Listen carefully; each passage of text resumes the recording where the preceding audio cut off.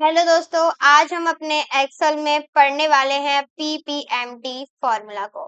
Excel में PMT, IPMT और PPMT formula most important formulas होते हैं, जिनमें से हम दो लास्ट वीडियोस में कवर कर लिए हैं, आईपीएमटी और आईपीएमटी। आज हम सीखने वाले हैं पीपीएमटी फॉर्मूला को। पीपीएमटी फॉर्मूला किसी भी अमाउंट का प्रिंसिपल अमाउंट निकालने के लिए यूज किया जाता है। सबसे पहले डाटा को समझते हैं। मैंने एक आइटम लोन पर लिया है जिसकी जो अमाउंट है वो है 1,50,000।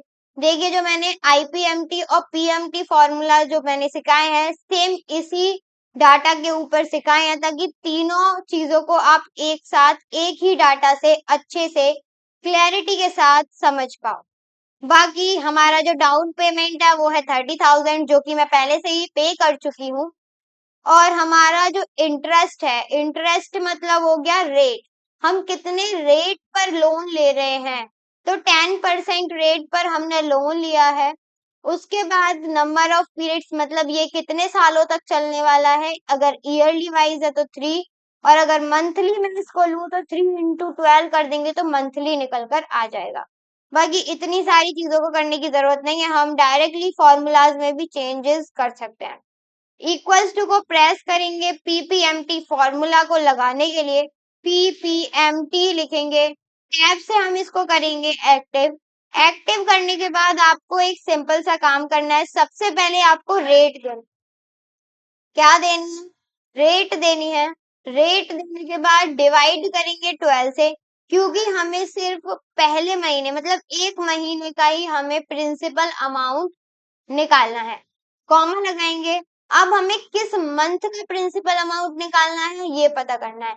अगर आपको जनवरी का करवाना है तो फर्स्ट लिखना पड़ेगा, मतलब 1 लिखना पड़ेगा। अगर फरवरी का निकालना चाहते हो प्रिंसिपल अमाउंट तो 2 लिखना पड़ेगा। दिसंबर का निकालना चाहते हो तो 12 लिखना पड़ेगा। अक्टूबर का निकालना चाहते हो तो आपको क्या लिखना पड़ेगा, 10 लिखना पड़ेगा। ठीक है, तो जिस नंबर पे मंथ आता है उस नंबर को हमें लिखना है। तो मुझे जनवरी का निकलवाना है तो मैं जनवरी का नंबर लिख देती हूँ, जो कि है फर्स्ट। कॉमा लगाएंगे। अब हमें देना है एन पर। एन पर मतलब मैंने आपको पहले ही बता दिया, नंबर ऑफ पीरियड्स लेने हैं। उसके बाद ये हमारे ईयरली मतलब एनुअल डिफाइंड है, तो हम इसको क्या करेंगे, मंथली डिफाइन कर देंगे, जो कि होगा मल्टीप्लाई बाय 12 से।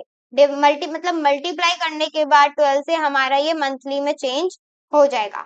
कॉमा लगाएंगे और जो भी हमारा अमाउंट है वो हमें देना है। लोन अमाउंट को सेलेक्ट करिएगा। अगर आपने डाउन पेमेंट कुछ भी कर दिया है तो उसको माइनस कर दीजिए, वरना अगर डाउन पेमेंट नहीं किया है तो लोन अमाउंट यूं के यूं ही रहने दीजिए। तो मैंने माइनस कर दिया, देन एंटर। तो यहाँ पे हैशटैग देख सकते हो, लेकिन इसको थोड़ा सा बढ़ाएंगे तो यहाँ पे आप देख सकते हो हमारा अमाउंट यहाँ पर निकल कर आ चुका है। हैशटैग्स जब आते हैं, जब हमारा स्पेस कम बढ़ जाता है, तो आप जैसे ही सेल के साइज को बढ़ाओगे तो वो अपने एक्चुअल फॉर्म में आ जाएगा।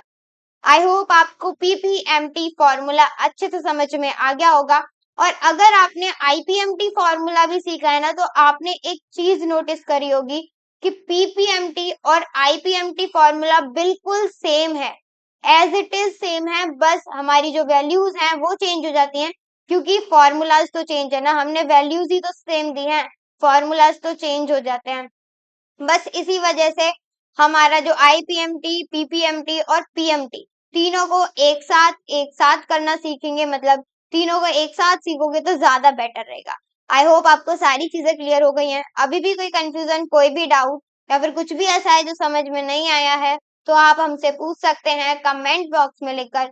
बाकी thank you so much for watching video, और वीडियो अच्छी लगी हो तो लाइक शेयर एंड सब्सक्राइब जरूर करिएगा।